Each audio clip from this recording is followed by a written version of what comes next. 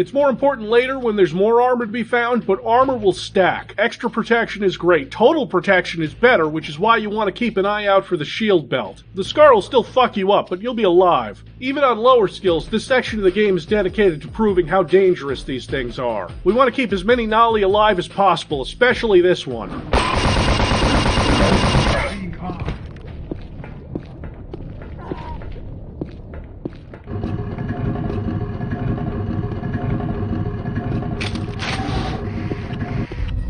Here we have the first of 4 upgrades to our dispersion pistol. The thing morphs in your hand into a deadlier weapon. The upgrade will boost the damage on the primary fire as well as give you a larger ammo pool that you'll go through faster and will recharge slower. Not too much deadlier, for the moment. You'll see. Next room throws 2 scar at me, and you'll see me panicking here. A semi-important mechanic is the dodge, which lets you double tap your directional buttons to hop that way in order to, well, dodge an attack. Unfortunately, on this skill, they're leading their attacks. First Scar has an accident on these fragile wooden bridges that are placed very dangerously over lava. The trash takes itself out. And the other one won't follow me up here into a possible trap, so I sting him.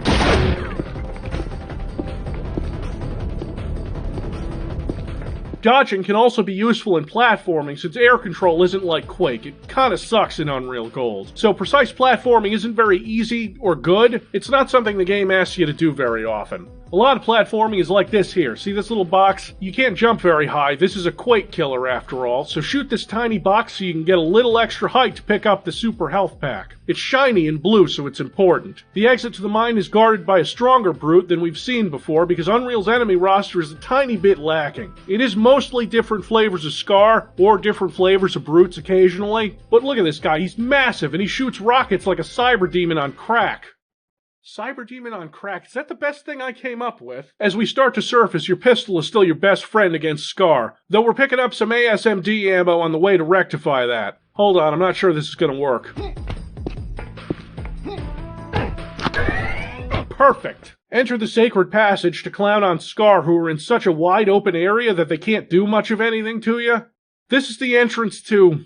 the... fuck?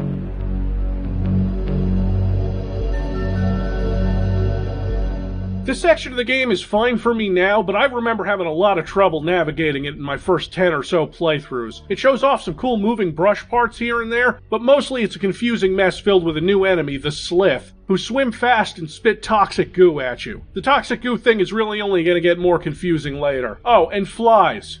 They suck too. That's not to say the water temple doesn't have some great things in it. They didn't need to be in a water temple. Let's start with the ASMD shock rifle, a classic Unreal weapon, a mini railgun with a powerful secret. Primary fire is the railgun, secondary is a slower moving projectile, but listen, hey, listen, just between you and me, and all the people who play Unreal Tournament. Shoot the secondary with the primary.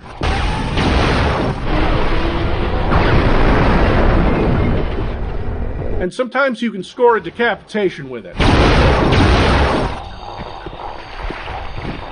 And suck my dick! While you're lost in these water temples, you may be finding notes about this Stick of 6 Fires, and how it can only be reached by a warrior who is bathed in the pool of thunder, which spawns...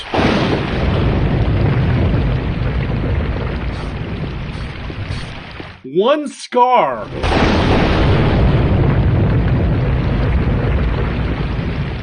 Which might be a problem for the peaceful Nolly, but we're a hardened criminal with big guns. We're about to get the biggest one yet.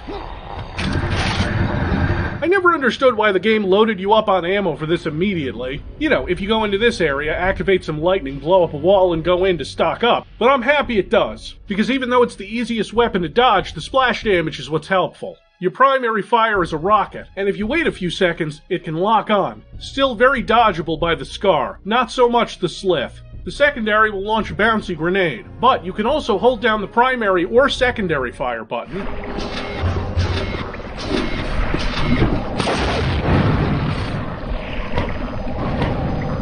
Oh, you taste that? That's victory, kids. There is no more satisfying feeling in this game than dumping 5 or 6 explosives into one of these tanky bastards and watching him instantly turn into a shower of giblets. Especially if you get the drop on them and delete their ass before they even know it's coming. This happens a lot less in this playthrough because they seem to be able to hear the weapon loading. This weapon proves to me that it's not important that the Scar can dodge your shots. It's important that you can manipulate them to dodge where you want them to, and splash damage them to death. They're also not as good at dodging grenades, I don't know why.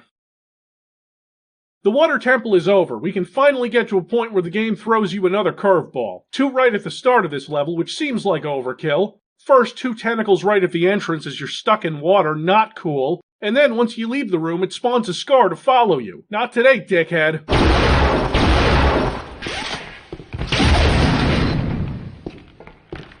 Always double tap the Scar. Not only is this giant building full of tough, relentless Scar warriors, it is, as the title suggests, an arena. I don't think the Scar built it, meaning that the Nolly built it, which is confusing because it's got this first boss fight in it. This is the Titan, the towering, one-hit killing, rock-slinging dino juggernaut who I died to once just to show off how dangerous he is. Yes? That's what I did. Just a fragment of one of the rocks it throws can kill you. This particular arena has a big pillar in the center to use as cover. You won't be so lucky when it shows up in the future.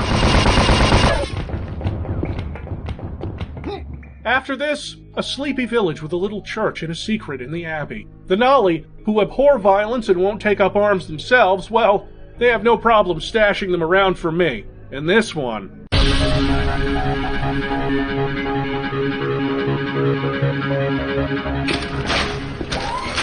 Unreal's most legendary contribution to FPS weaponry beyond anything